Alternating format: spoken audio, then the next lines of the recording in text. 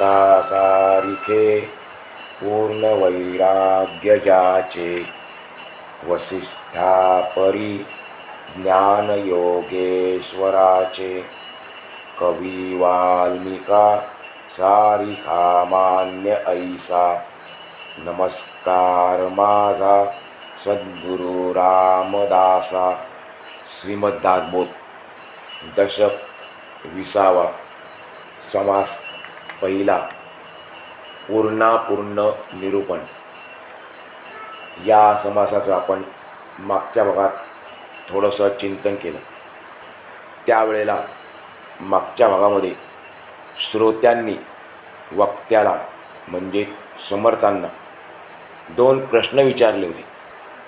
ते प्रश्न असे आहेत: मन, पृथ्वी, आप, तेज, वायू, आकाश, त्रिगुण, अंतरात्मा, मूळ माया ही सर्व तत्वे जी आहेत व्यापक आहेत आणि त्याचप्रमाणे परब्रह्मसुद्धा व्यापकच आहे. मग या दोन्हीच्या व्यापकपणामध्ये फरक काय आहे?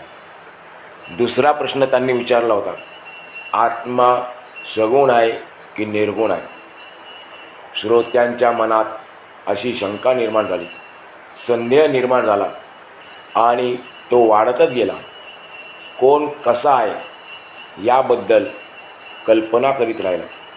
त्यावेळी वक्त्याने पहिल्या प्रश्नाचे उत्तर देताना असे सांगितले की हे बघा, सगळा गोंधळ करू नका.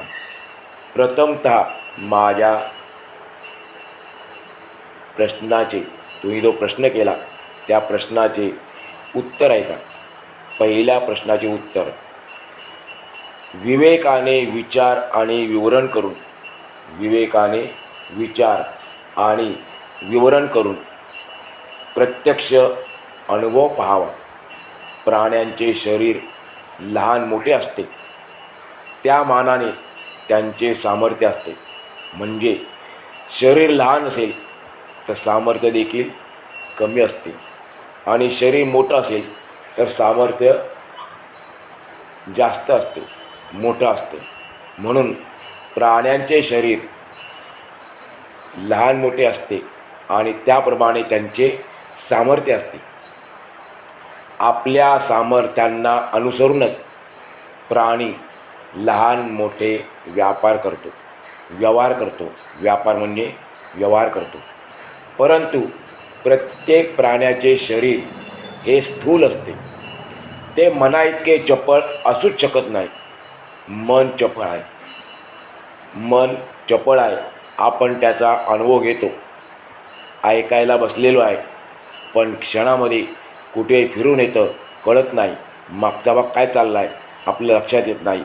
इतकं मन चपळ आहे. पण शरीर स्थूल असण्याकारणाने ते मना इतके चपळ नाही. चंचलपणा आणि चपळपणा हा मुळातच एकदेशी असतो. त्या ठिकाणी पूर्ण व्यापकपणा असू शकत नाही. म्हणून मनाच्या व्यापकपणाला सुद्धा मर्यादा आहे. जरी मन चपळ आहे, व्यापक आहे, पण त्याच्या व्यापकपणाला मर्यादा आहे. जर आपण पृथ्वीची व्यापकता पाहिली तर तिलासुद्धा सीमा आहेत, म्हणजे मर्यादा आहेत. अर्थात प्राणी, मन व पृथ्वी आणि अग्नीला देखील मर्यादा आहेत, सीमा आहेत. त्यामुळे त्यांना संपूर्णपणे व्यापकता नाही. वायूचा विचार केला तर मुळातच चपळ आणि चंचल आहे. त्यामुळे तो सहजपणे एकदेशीच आहे. आकाश आणि निरंजन या दोन्ही गोष्टी पूर्णपणे व्यापक आहेत आणि त्याचप्रमाणे घनदाटसुद्धा आहेत. त्यांच्याबद्दल काहीच शंका घेण्याचे, संदेह असण्याचे कारण नाही. त्रिगुण आणि गुणक्षोभिनी माया, त्रिगुण सत्व, रज आणि तम आणि गुणक्षोभिनी माया ही दोन्ही माईक आहेत, म्हणजे मायेने वेढलेली आहेत. आणि जे माईक असते, मायेने वेढलेले असते, ते सर्व नाशिवंतच असते. त्या सर्वांचा एक ना एक दिवस नाश होणारच असतो. आपल्याला देखील मायेने वेढलेला आहे, त्यामुळे आपण कोणीही अमर आहोत असं समजू नये. आपणही नाशिवंत आहोत. आणि जे नाशिवंत असते, जी गोष्ट नाशिवंत असते ती अपूर्ण असते आणि एकदेशी असते. त्या गोष्टीला पूर्णपणे व्यापकता असू शकत नाही. म्हणून त्रिगुण आणि गुणक्षोभिनी माया पूर्णपणे व्यापक नाही. श्रोत्यांनी दुसरा प्रश्न विचारला होता की आत्मा सगुण आहे की निर्गुण आहे. तेव्हा या दुसऱ्या प्रश्नाचे उत्तर आहे का, असं समर्थ सांगतात. आत्मा आणि निरंजन, आत्मा आणि निरंजन हे दोन्हीकडे एकच आहेत, पण अर्थाचा संदर्भ पाहून मगच आपण बोलावे. जरी दोन्हीकडे एकच असली आत्मा आणि निरंजन, तरी आपण अर्थाचा संदर्भ पाहिला पाहिजे आणि नंतर मग बोलले पाहिजे. आत्मा शब्द जीवात्मा या अर्थाने वापरतात. समर्थ आपल्याला किती सुंदर सांगतात बघा. आत्मा शब्द जीवात्मा या अर्थाने वापरतात आणि निरंजन ब्रह्म या अर्थाने देखील वापरतात. म्हणून आत्मा शब्द कोणत्या अर्थाने वापरला आहे हे ध्यानात घेऊन मग बोलले पाहिजे. आत्मा शब्द जीवात्मा या अर्थाने वापरलेला आहे की निरंजन ब्रह्म या अर्थाने वापरलेला आहे, हे लक्षात घेऊन आपण मग बोलले पाहिजे. आत्मा म्हणजे जीवात्मा असा अर्थ घेतला तर मग आत्मा आणि मन दोन्हीही अत्यंत चंचल आहेत, चपळ आहेत. म्हणून जीवात्मा व्यापक असू शकत नाही.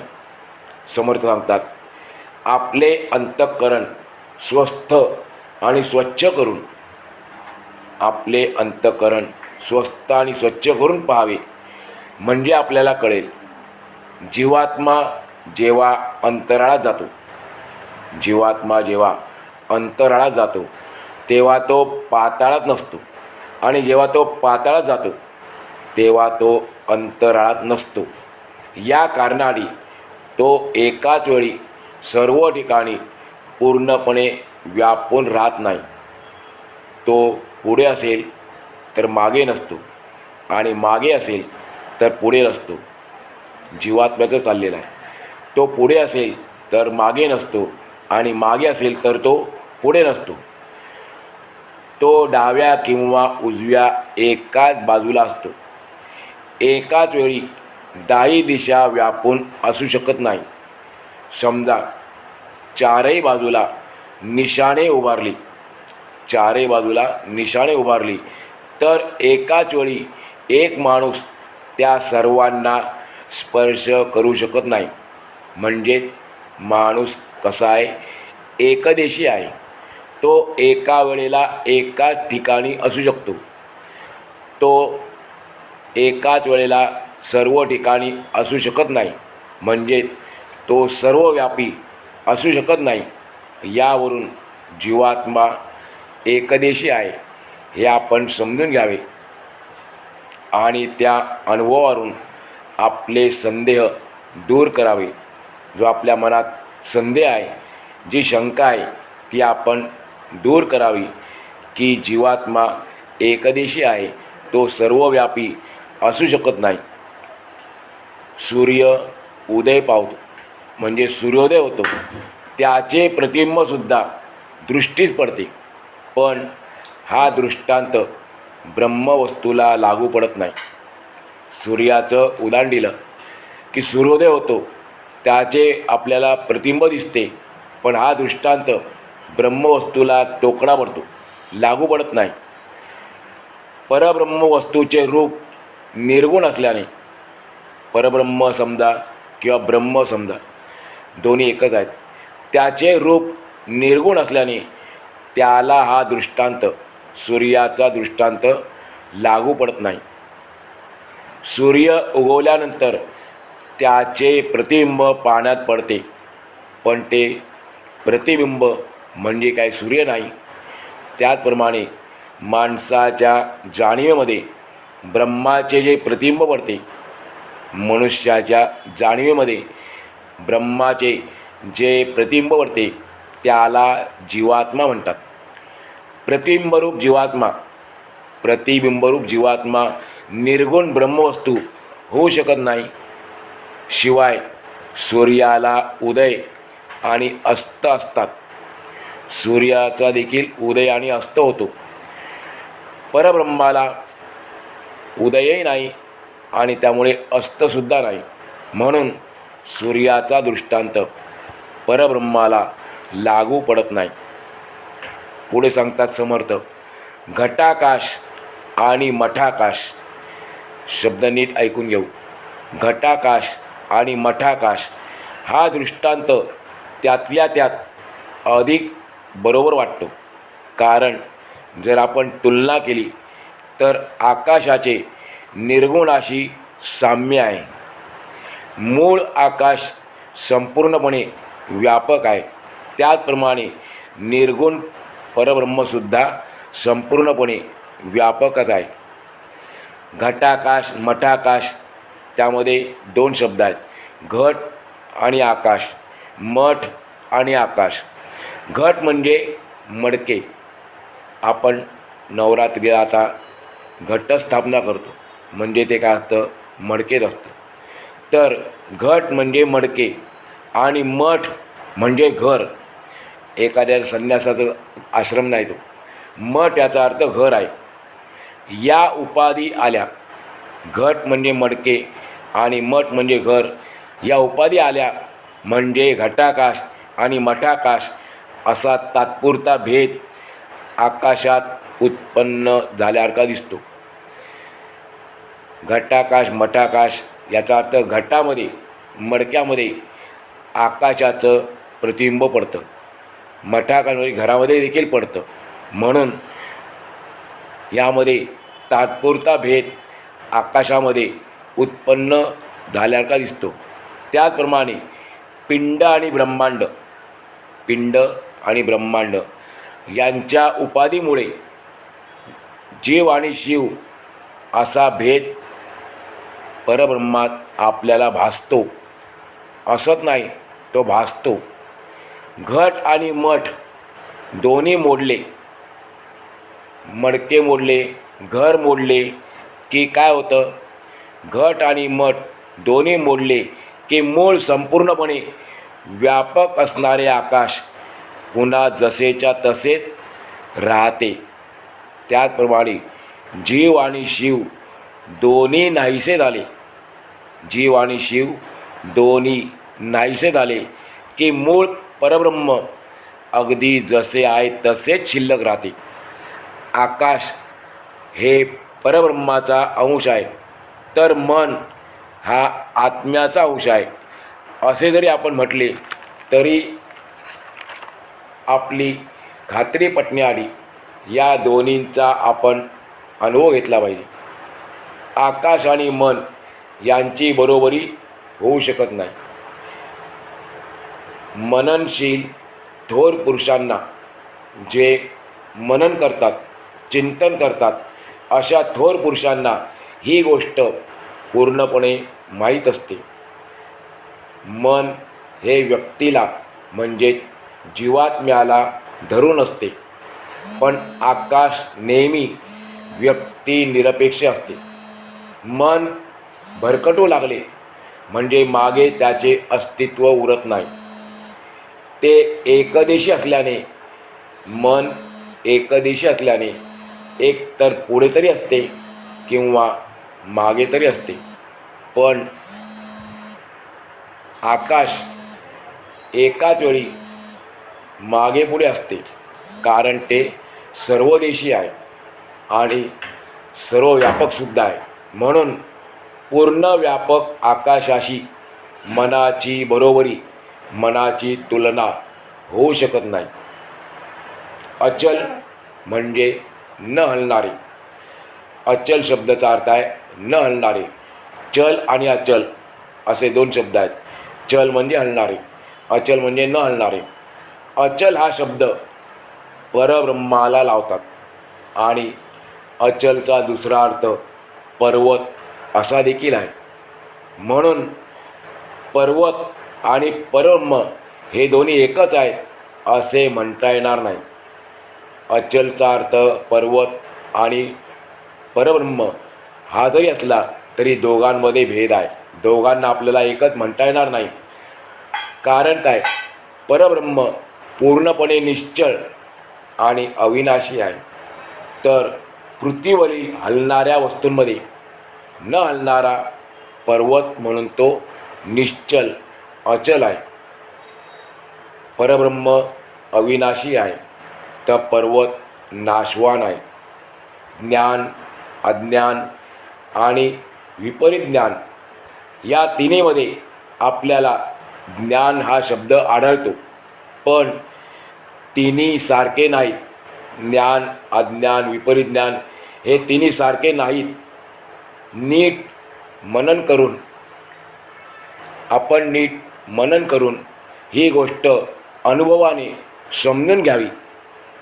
ज्ञान म्हणजे एखादी वस्तू आहे तशी तिला जाणणे. तिघांमध्ये फरक काय? जरी सर्वत्र ज्ञान असलं तरी पण तिघांमध्ये फरक आहे. ज्ञान म्हणजे एखादी वस्तू आहे तशी जाणणे, ओळखणे, त्याला म्हणतात ज्ञान. अज्ञान म्हणजे वस्तू आहे हे न जाणणे, वस्तूचे गुणधर्म न जाणणे, पण वस्तूचे खरे रूप न जाणता भलतेच जाणणे, याला म्हणतात विपरीत ज्ञान. अज्ञान म्हणजे काय? वस्तू आहे हे न जाणणे, म्हणजे वस्तूचे गुणधर्म न जाणणे, याला म्हणायचं अज्ञान.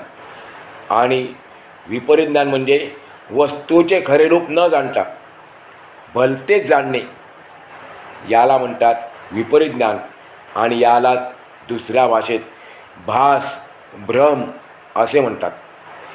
या दृश्याच्या पसाऱ्याला खरे मानणे. आपण जे जगत पाहतो, दृश्य जगत आहे, हा पसारा घातलेला आहे, याला खरे मानणे हे जीवाच्या ठिकाणी आढळणारे विपरीत ज्ञान आहे. म्हणजे आपल्याला हा सर्व भ्रम होतो आहे, भास होतो आहे. वास्तविक अंतरात्मा द्रष्टा आणि साक्षी आहे. अंतरात्म्याला सर्व काही समजते, तो साक्षी आहे. तो सर्व पिंडामध्ये म्हणजे शरीरामध्ये समान रूपाने आहे, पण एकाच पिंडापुरता पाहिला तर त्याला जीवात्मा म्हणतात. अंतरात्म्याला एकाच शरीरापुरता पाहिला तर त्याला म्हणतात जीवात्मा. जीवात्मा हा देहबुद्धीतून बाहेर पडला, म्हणजे मी देह आहे ही कल्पना त्यागली, तिचा त्याग केला, म्हणजे देहबुद्धीतून जीवात्मा बाहेर पडला की तो सर्वव्यापक असा शिवात्मा बनतो. शिवात्मा सर्वव्यापक आहे.